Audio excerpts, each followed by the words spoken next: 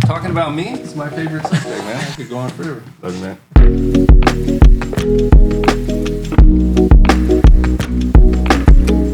Welcome to Season 2 of Into Action, brought to you by Touchstone Recovery Center.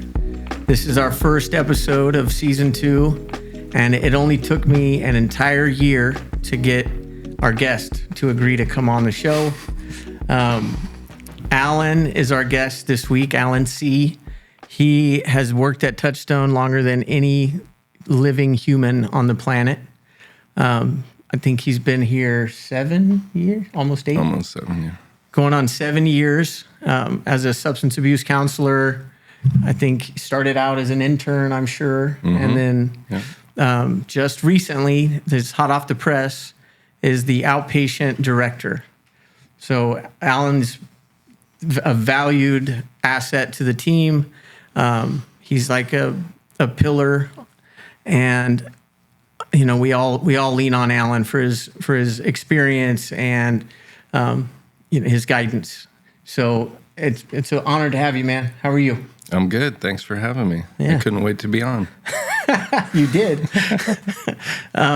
So I mean, you've seen the episodes. Like we typically talk about how a person got into their recovery. So, you know, the wreckage and stuff that we caused and that we went through. Sure. And then, what your recovery looks like, and then how you stay sober. Okay. So first, I don't know a whole lot about your childhood. Mm-hmm. Very little about, before you got sober. Mm-hmm. The Alan I know is, pretty solid in his recovery. So every now and again you'll tell like a story, or you'll mention something that back in the day when you were running amok. Mm-hmm. And it always surprises me to hear that stuff, just because I can't picture it. But anyway, why don't you start by just telling us about like your experience with addiction when you were growing up and what that looked like. Sure. Yeah, thank you for having me. I'm glad to do this. It's being of service, right? Sharing my story can be helpful to others, and that's why I got into this. My first kind of experience, honestly, isn't really addiction related. I think it's more uncomfortability, and that was like kindergarten. I don't know if it's a normal thing, but I remember I was in kindergarten, and you're the lowest rung on the ladder. You're the littlest kids there. And we had an assembly with the whole school. So everybody was going. And I remember being so nervous to be around that many people. I don't know if that's a normal thing for a kid to go through, but I don't think this is normal. I told a lie to get to the nurse's office that I was sick. Once I got to the nurse, and I tell her I'm queasy, I'm going to throw up, right? I've got this elaborate story going. Mm-hmm. As soon as they turned their back, I walked home. I left school. And I was a latchkey kid and lived in the apartments right across from Cole Elementary School in Clovis. And I walked my ass home, went inside and started watching TV. So by the time my parents get home, they're freaking out because I'm missing, right? I'm like a missing person. I escaped from school, and all because I was that nervous and felt that scared about being around a huge group of people. I guess that's something that, you would call social anxiety or something like that. But that was my first experience that I can go back to where I was uncomfortable. I lacked that ease and comfort, and I had to do something to change it. Yeah. And I had to do something to get out of that. From there, I had a mom and a dad, only child, pretty normal childhood, nothing major. I had everything I needed. I played sports, did the usual stuff. I think my first experience with alcohol before I had weed, and I remember my dad bought it for me and a buddy in the hopes that my first drinking experience would be in a controlled environment, and he could watch, and it would be safe. That was the 80s. He did the same thing with the cigarette. He lit it on the stove and had me hit that thing, and I coughed my ass off so bad, and I'll never do that again. I couldn't wait to, steal cigarettes from my buddy's mom, by 10, 11 years old. Anyway, so it was a 6-pack of Bud Ice, and it was me and a buddy, and I couldn't have been more than maybe 11 or 12. I don't think I was a teenager yet. So you had three beers each. 3 Bud Ice. Yep. That probably would do it when you're 11. We split them down the middle and drank them all.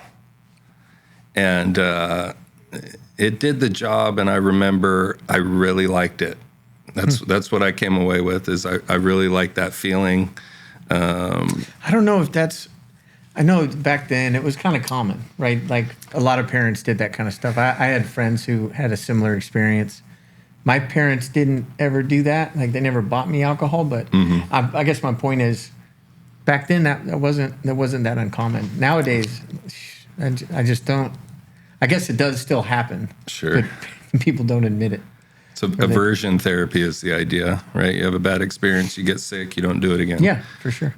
For a normal person, that might be effective. Yeah, well, maybe if he gave you a 6-pack instead of 3 or a 12-pack. Sure, could have been quantity. Yeah. That was it. I didn't do much after that until, I guess it probably was close to that time. Summer from 6th grade to 7th grade. We, buddy got weed from his dad's stash. We smoked that. It didn't do anything to me, and that kind of started my little career. And we would smoke a little bit or get a little alcohol here and there when it was available. It wasn't anything that we sought out. And the people that I hung around, it was kind of normal. If you get your hands on a little something. And my friends had older brothers or sisters, for that matter, that maybe were in high school and stuff. And, they learned from them. And so this is all like before high school? Yeah, this is going into junior high age, and probably about 15, so maybe freshman, sophomore year, I really start to get a taste for it. I really start to like experimenting with different substances, and I'm doing that whole thing, and I really like it, and I like it to the point where I'm seeking it out. I'm doing things to try to get alcohol. Going out of my way, and it's starting to cause problems. Like, I don't really want to participate in sports anymore. I want to screw around and get into trouble with my friends. And, I kind of start to go down that road.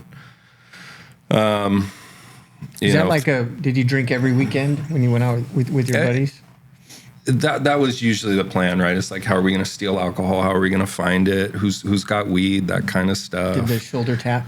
Do you remember shoulder tapping in high school? No. When you like wait outside of we did this all the time. Try to get hey, somebody. Man, can you buy me some beer? One time I was in high school. I just got my license. I started to hijack your story. No, that's okay. That's okay. I would pick up hitchhikers. And then tell them, like, I'll give you a ride if you buy me beer. Wow. Yeah, it worked every time. Yeah. Yeah. Anyway, sorry.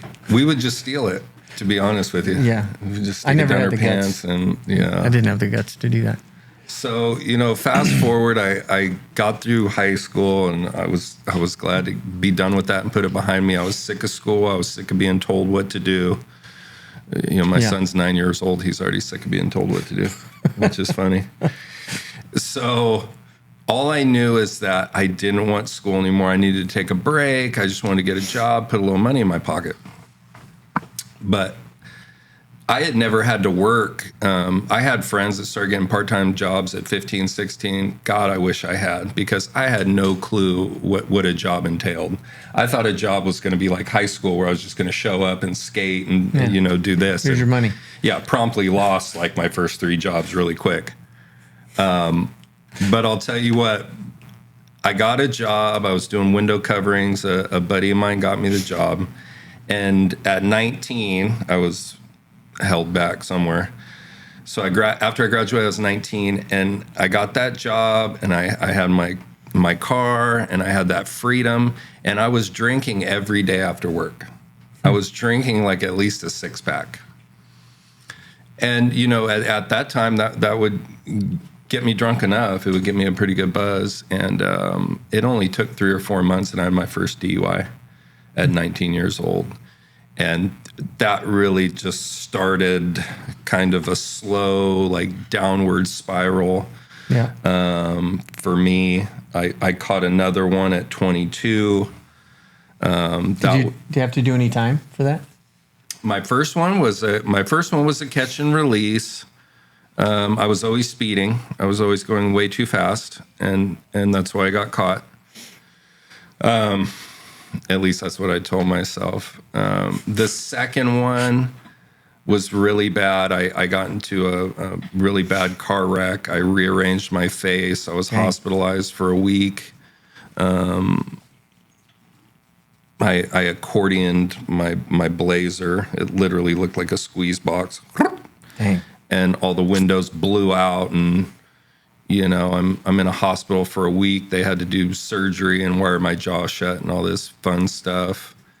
And so I'm 22 at that time, and as soon as I got out, one of my good friends takes me out to a pool hall, and I can only drink through a straw because I can't open my mouth, and I'm drinking, in the pool hall.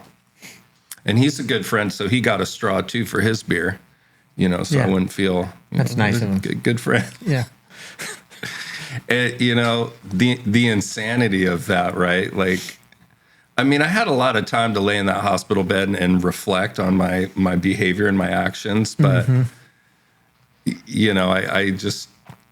You weren't ready yet. Something in my brain wouldn't let me connect the dots that, God, I just can't drink, man. I can't, I'm not a normal drinker, So, that went on and on, without doing too much of my drunkalogue.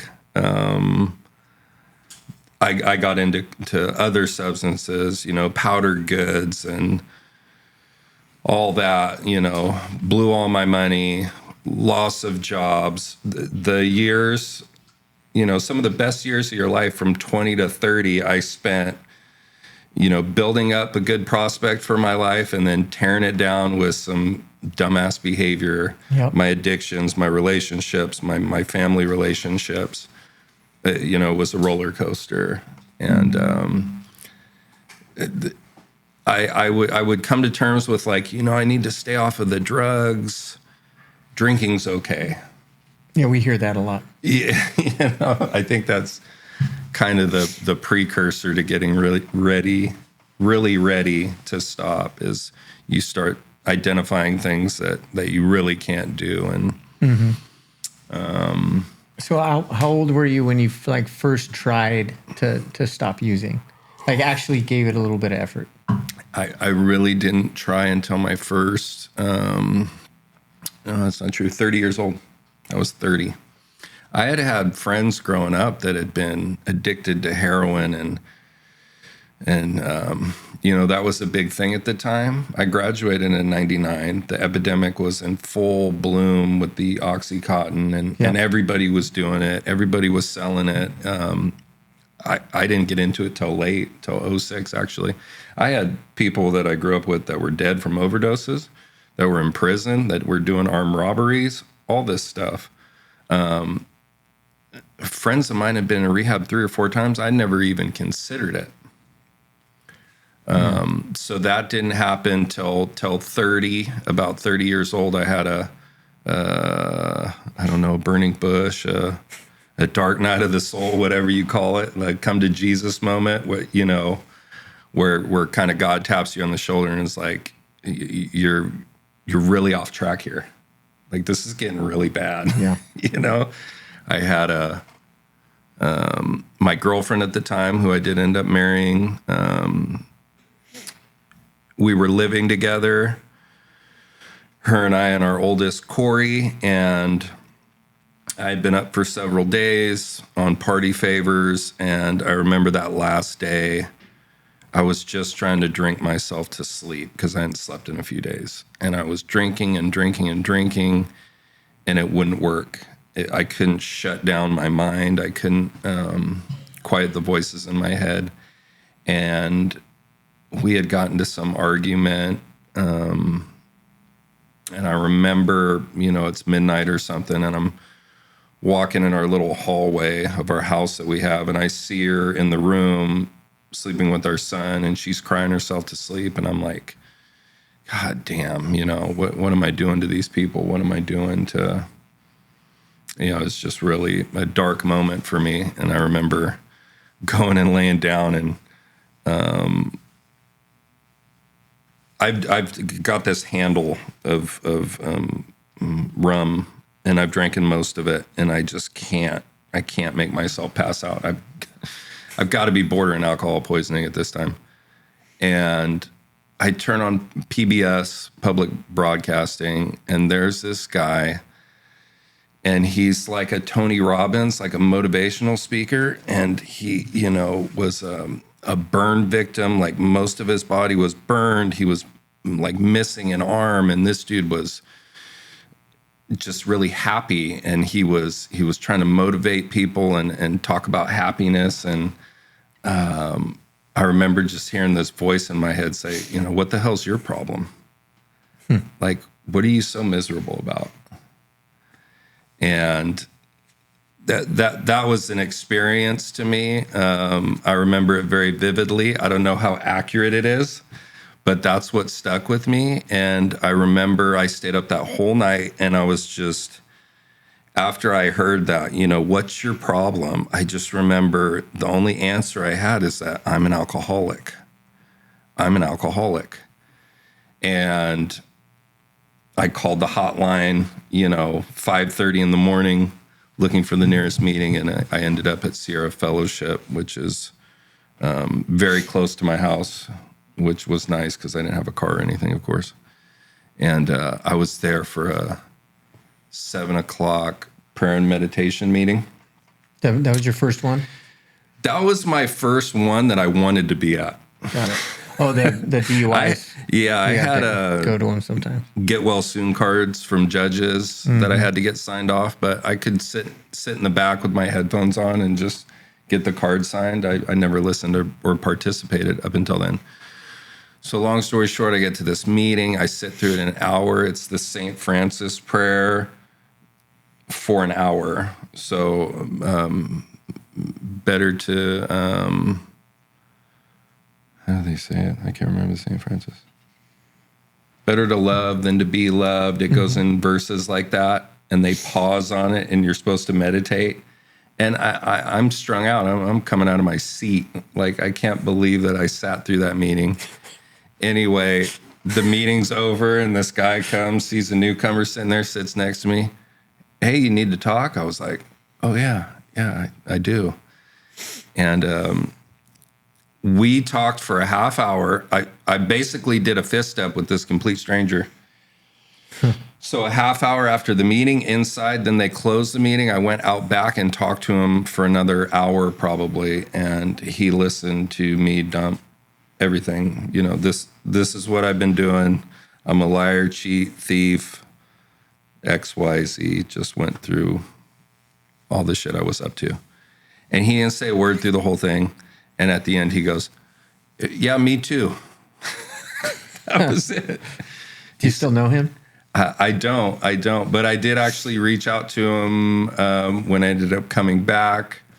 I did not stay sober that experience. I made it 30 days. That guy tried to work with me. He tried to come over and start working the steps with me. I wasn't able at that time. I was too squirrely, and he couldn't sit me down and get me in the book. Mm-hmm. So I remember I caught like a resentment. Some old timer scoffed at me or laughed at me or something, and I was like, fuck you guys. Yeah, I'm not coming here anymore. I ain't coming here no more. Yep. And I went home, and my girlfriend at the time said, alcohol's not that bad. It's the drugs. And I said, oh, you know what? I think you're right. You're absolutely right. You're onto something. So, I called a buddy, and we were at the bar, and I was drunk that night, and I was drunk for the next 2 years. How long did it take to get back into the drugs? 2 weeks. Well, less than 2 weeks. Yeah. Less than 2 weeks. 2 weeks is a pretty good measuring stick for when you relapse. It's like, I'm not going back to heroin. I'm going to stick to weed. It's like probably 10 days until you're back. And yeah, so I was back on everything and then some, and that lasted for a year. I got married. I talked my lovely wife, Nicole, into marrying me. She knew better than to marry me. She knew I was like messed up. And the reason she married me is because my grandfather was putting up for the wedding and she felt bad, like letting him down. So she went through with marrying a man that she knew better than to marry. So from there, add another year, we're about close to being married for a year, and she's done. She's ready to divorce me. I'm a danger to them. I'm using IV drugs, hard drugs. I got over $100 and some odd a day habit and no job. And, you can use your imagination with that, but it's not good. And I was dying, man. I was literally dying. And she did me probably the best favor she could have ever done and threw me out. She was like, you're gone. You're out of here. That's what it took for you to seek help, or like to know, okay, I have to do something about this? Yeah, my options were up, my outs were up.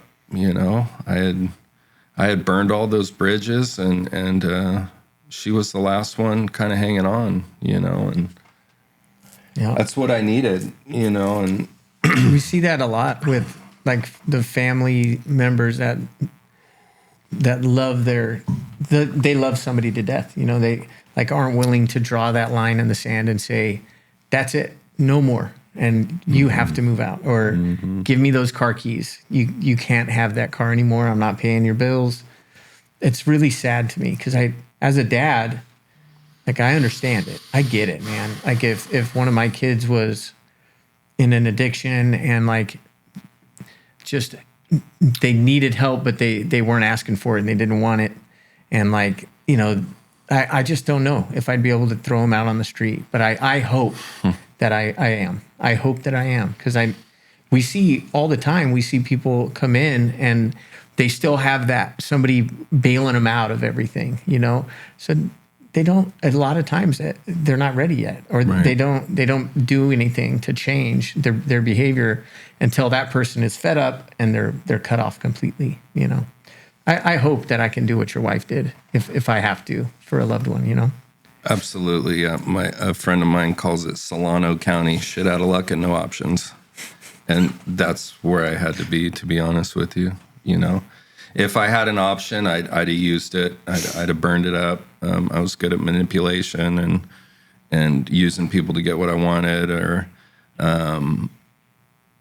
but her throwing me out and it really opened my eyes, and it finally occurred to me that, maybe I need help to do this, because any vain attempt before would be like, I'm going to kick, at home by myself in the bathtub, I'll get some bananas and extra potassium and I'll detox 24 hours. And I'm so sick and I feel like I'm dying because, that's what your body tells you. Oh God, I'm dying. And I couldn't do it. So I considered getting help, back to AA, and it was great. I was spending a lot of time in meetings. I had insurance, and excuse me. I was looking into treatment, and I met somebody that was employed with Touchstone, and I went over there for an intake and got enrolled in treatment, and I was just done. It was kind of a perfect storm. I was sick and tired of being sick and tired, just like the cliche you always hear. I was tired of the routine, of the grind, of like waking up every day and like, what am I going to do to get what I need? Yeah. what am I going to do? What lie can I tell? Who can I rip off? I mean, it's just horrible. It's not a life. It's an existence. And I think anybody that's suffered with opiate addiction, it just takes your soul. Like you've got no spirit to you when you're under that. And I was just tired of it. I don't think there was much that could happen for me to not get sober. I suffered plenty. So, I'd had enough. You know what I mean? Yeah, I do know. So you went to Touchstone. I went to Touchstone. You got some medication to help with the detox. I did. I got medication to get me off the medication. Yeah. I did. And it was hard. It wasn't easy. I struggled with it. I felt, it's hard. Yeah, it's not comfortable. It's hard and it's uncomfortable. And I didn't do it. It wasn't smooth sailing, man. I didn't do it perfectly. But I got clean. I got clean with my program, and Touchstone was really helpful. And I was into it. I just turned 32 years old, and I was sober for the first time. I couldn't tell you the last time I remember being sober. Yeah. And it felt really good. So I was on that pink cloud, and I had, a skateboard or a bicycle. There's old timers that'll attest to it because I used to bring it into the fellowship, into treatment. And I would ride a bike to a 6:30 meeting, and then I would go to treatment, IOP, and then I go back to a noon, and sometimes I go to a 5:30, and I did that for a long time. I heard 90 meetings in 90 days. I had probably a couple hundred meetings in 90 days. Yep. I was that sick. Well, it gave you something to do. Obviously, you weren't. It did. You weren't working at that time. You were just trying to concentrate on getting well and staying away from dope and alcohol. So you kept yourself busy. I did. Right? I did. I kept myself busy and shit. So how did you segue into like this job? Because I know you got sober. You went through Touchstone. You got sober. Continued going to meetings. Do you still work with the same sponsor you did back then? Yeah, I've had the same sponsor pretty much my whole sobriety. That's cool. Yeah, I think it's very common, right? For when people go into treatment, they're like, God, I want to do that. It's for really, sure. It's a cool job. People think it's something that maybe it isn't. They don't see all the stuff behind the scenes, all the paperwork you're doing all the time on the computer. Yep. Right? It's not all groups and, shooting the shit. But I think it's very attractive for new people in recovery. And I was one of those. I'm like, I want to do that. And I had a really great counselor. She was actually the clinical director at the time. And she was really helpful to me. She had a big effect on me, really helped me to let go of some things that I was carrying around from the past. So I was inspired, you know what I mean? I wanted to work in the field. But, I think this was the way it was supposed to be. I didn't end up coming back and working for Touchstone for 5 years. I was worried. I was about ready to finish treatment. I didn't have a job. I hadn't worked an honest job. I used to do tile. I hadn't worked in tile in 2 years at that point, if not more. I'm like, what am I going to do for work? God took care of me. I had a job to go to. I graduated on a Friday. I was offered a job to go to on Monday. A friend of a friend that I was doing a favor for, and he thought I was a hard worker, and he offered me a job. And it was construction stuff. I think I was doing window coverings. I was doing window coverings again. It was kind of full circle. That was my first job. And I was doing it again. Sober this time. Sober this time. And drinking really dark coffee. I was making like black coffee. Doubles. Oh, yeah. Drinking a pot. And But I was riding cold as hell in the winter time, 4:35 a.m. and I was happy as I've been, So just to be sober and working. And so long story short, I did construction and other jobs for a few years, and for me, it wasn't what I was supposed to be doing. There was no fulfillment in me. And I have friends that are freaking artists, and it's their craft, and that's what they're supposed to be doing. Sure. And they enjoy it and they love it. And it wasn't where I was supposed to be.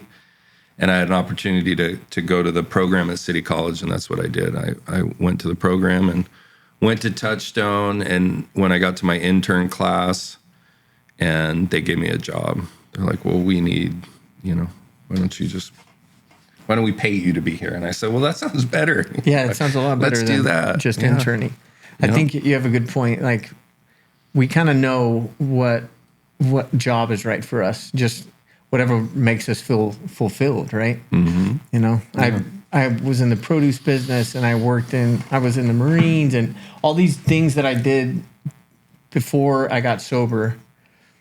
I didn't feel like it was my purpose, or like it was something that when I went to bed at night, I remember telling my ex-wife this, but like when I went to bed at night, I wasn't proud. I didn't feel like I was doing anything that was important or making a difference, Mm-hmm. And since starting to work in this field, I never feel that way. Right. I feel like this is the right spot for me to be in. Right. Absolutely. So, yeah. So when you started working at Touchstone, how long until you became a counselor? A couple years of school? I was almost done with school. I did my internship was 6 months. Not even that. It's like a semester. And then you have to accumulate X amount of hours before you can go take the state exam. And I did it all in the correct time. So probably a year in, became a certified counselor, and worked in that capacity for most of my time here. Yeah. Doing groups and doing one-on-ones, case management stuff. And the thing about it is to what you said, I've had experiences with people where I'm like, you really see the lights come on with somebody, or someone gets better, or someone that we see come in and we're like, man, you're banged up. You know what I mean? Like, damn.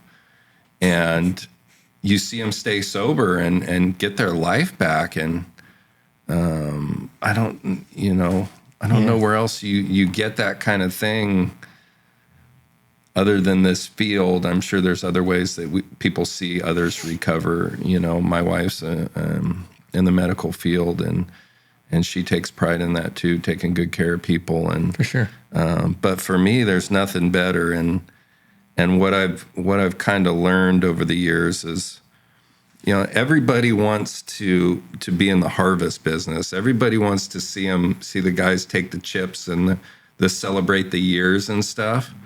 But what I've learned is in this phase of recovery, a lot of what we're doing is planting seeds. Yep. A lot of this is like, I know that there's stuff said that is going to pop into their head later. Mm-hmm.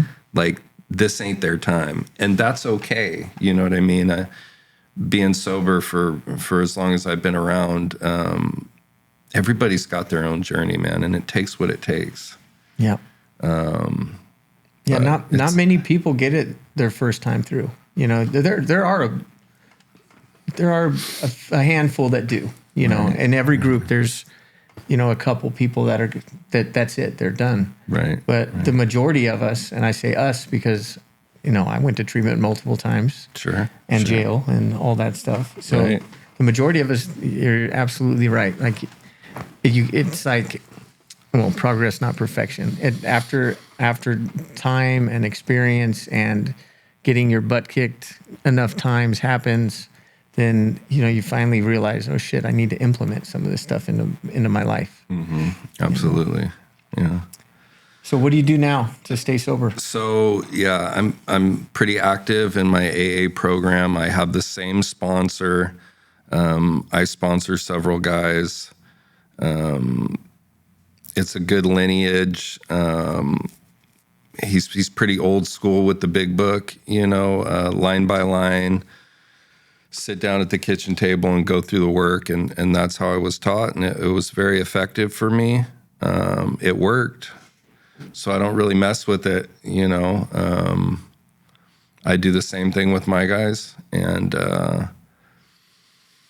regular meeting attendance, step work, try to stay in 10, 11, and 12, as much as possible. I don't do it perfectly.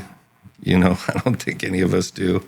But I'm pretty self-aware. I know when I'm getting sideways and when I need to look at something or when I need to write an inventory or I need to call and talk to somebody. So that's pretty much what my program looks like, Do you go through the steps like continuously? Yeah, I'm of the mind. I've been through the work twice with my sponsor. I've worked the traditions with him as well. And then every so many years, I feel like I need a tune-up.